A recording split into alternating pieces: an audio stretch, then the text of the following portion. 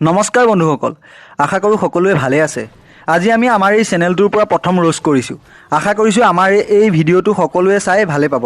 গতিকে ভিডিঅ'টো সম্পূৰ্ণকৈ চাব। ঠিক আছে, আৰু পলম নকৰোঁ, ভিডিঅ'টো আৰম্ভ কৰোঁ। প্ৰথমে আপুনি এইটো ভিডিঅ' চাই লওক।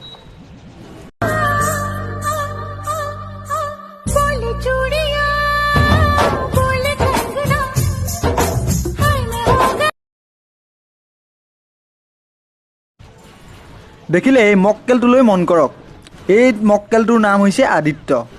অসমৰ নৱযুৱ প্ৰজন্মই অসমখনক এক নতুন ৰূপ দিছে, কিন্তু এনেধৰণৰ মক্কেলবিলাকে অসমখন ডুবাই পেলাইছে। ৰাম, কাণত ফুলি, ওঁঠত লিপষ্টিক, কত যে মেকআপ ঘঁহিছে চাওকচোন। অসমৰ ধুনীয়া ধুনীয়া সুন্দৰী ছোৱালীবিলাকেও ইমান মেকআপ নাসানে। তেওঁ গোটেই মেকআপ সানি গোটেই গা জিলিকাই পেলাইছে, যেন ৰূপহী সুন্দৰীজনীহে। এইজন মক্কেলৰে দ্বিতীয় ভিডিঅ'টোলৈ মন কৰক। I am so cute now. It's true. I'm so cute and hot and sexy.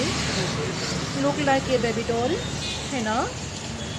अगर आपको विश्वास नहीं हुई ना, तो मेरे प्रोफाइल में आके देखो। দেখিলে সি নিজকে কিউট এণ্ড হট বুলি ভাবিছে। ইছ ৰাম ৰাম ৰাম ৰাম, হে ভগৱান, কি যে দেখিছোঁ, কি যে হ'ব আৰু ইহঁতৰ পৰা, হয়নে বন্ধুসকল? সি নিজকে দেখোন বহুত শলাগিছে। সি যে ক'লে কিউট হট, মোৰ এনে লাগিছে ই মেকআপ নকৰিলে দেখাত ছাগলীৰ দৰে একে হ'ব। ই আৰু অসমখনক একেবাৰে ডুবাই পেলালে। এইজন মক্কেলৰে তৃতীয়টো ভিডিঅ'লৈ মন কৰক। Hey guys, আমি প্ৰথমবাৰেই হায়দৰাবাদ আহিছে। আমি যদি হেৰাই যায় কি হ'ব? আমি যদি হেৰাই যায়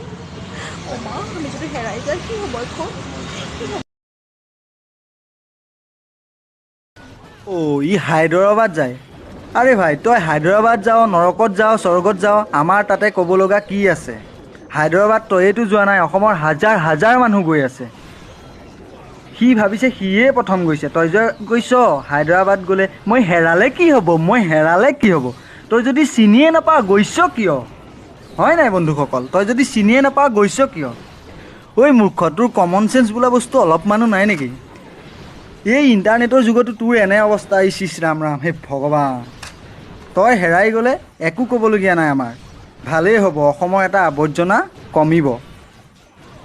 ইয়াৰ ভিডিঅ'টো চাই মাক দেউতাকে ভাবিছে কি জানি, সেইদিনাখন সোনকালে শুৱা হ'লে ইয়াৰ দৰে এটা আৱৰ্জনা পৃথিৱীলৈ নাহিলেহেঁতেন। বন্ধুসকল, ভিডিঅ'টো চাই কেনে পালে? যদি ভাল পালে লাইক কৰিব, কমেণ্ট কৰিব, শ্বেয়াৰ কৰিব, কিন্তু ছাবস্ক্ৰাইব কৰিবলৈ নাপাহৰিব। আপোনালোকৰ লাইক আৰু কমেণ্টে মোক সদায় পোহৰমুখী কৰি তুলিব। আজিৰ ভিডিঅ'টো ইমানতে ৰখাইছোঁ বন্ধুসকল।